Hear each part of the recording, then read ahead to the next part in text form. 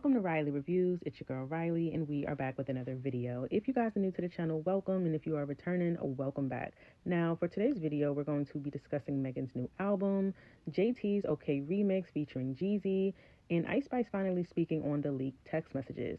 Now, timestamps on each topic will be in the description for your own convenience if you'd like to skip ahead. Now, let's go ahead and get into our first topic. How do you deal with, because when you're as famous as you are, you have to deal with certain, downsides. Like, when, stuff gets leaked, like text messages or whatever that aren't necessarily real. Yeah. How do you, keep the blinders on and not acknowledge, the internet bullshit? Cause it's gotta be tough. It gotta be. It's, sometimes I'm tempted to, engage with certain things. Let me clear this shit up. Yeah, and so, but then I also realized, you're gonna just give it legs to, grow and, run with. Right. Yeah. And I think sometimes you can over-explain yourself a little bit. So I just kind of like to, just focus on what I can control and, what really is, what really matters, you know what I mean? All right, y'all, let's go ahead and get into IceSpice's recent interview where she subtly addressed the leaked text messages from her ex-friend. Now, Ice didn't deny that the text messages was real, nor did she clarify that it wasn't, which still leaves that controversy up in the air for people to assume. Now, what I got from what she said was that she didn't feel the need to address the leaked text messages, quote unquote, at all, which I get because not everything deserves a response. But what Ice failed to realize is that her not addressing it at all gave the rumors legs for it to grow and for people to run with, in my opinion. Many Barbs supported Ice due to her affiliation with Nicki, but I think we're seeing the evidence of that support no longer be there for Ice because of her recent releases haven't been performing well.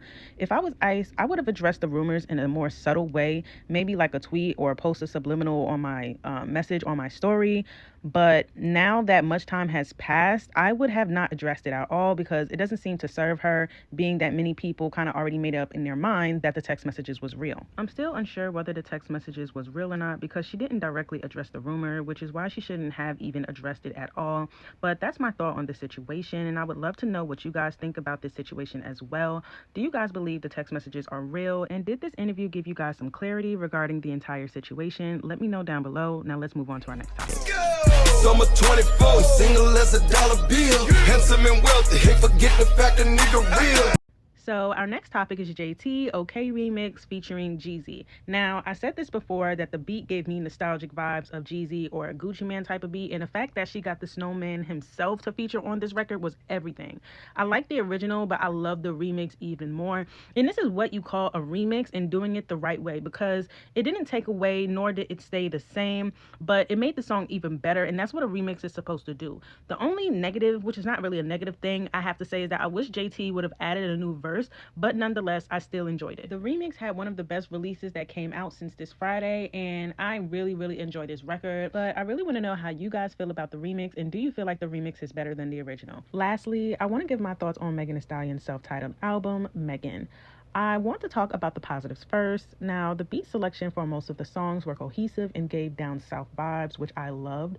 The songs that I like off of this album are Find Out, Spin featuring Victoria Monet, Where Them Girls At, and Miami Blue featuring Buddha Bless and Big Crit. I also like that she paid homage to Japanese culture, and also by collaborating with a very popular Japanese rapper, which felt personable because Megan expressed many of times her love for that culture and anime, which was a cool addition for her album. Now, as far as things I didn't like or care for, was that a lot of the hooks or chorus sound repetitive and redundant. The features on this album outshined Megan to me, and I found myself only liking the song because of the featured artist.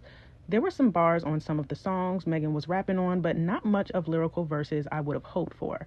Meg did take shots at Kelsey, Iggy, Nicki, Party, and that's just me speculating what other people were also assuming as well, to name a few, which was expected, but we're not going to get into that, and probably get into it when I do my live, so make sure you guys are subscribed to the channel to catch it when I do go on live. But back to Megan. This wasn't my favorite project from Megan, and I definitely felt like she released better. And for this to be a self-titled album, I would have hoped that I learned more about Megan after listening to this album, but I can't say that was the case. Now, that's just my brief summary on what I thought about this project. And of course I can go more into depth, but I'm not trying to make this a whole thing, but I would love to hear you guys' thoughts. But that's all I have for y'all in today's video. Please let me know your thoughts and opinions on all the topics that we spoke about down in the comment section. Just remember to keep it cute. Like I always like to say, we can agree, disagree, or simply agree to disagree. If you guys haven't already done so, be sure to like the video and also subscribe to the channel if you want to support your girl. Now that's it, that's all, and I'll see you guys on my next one.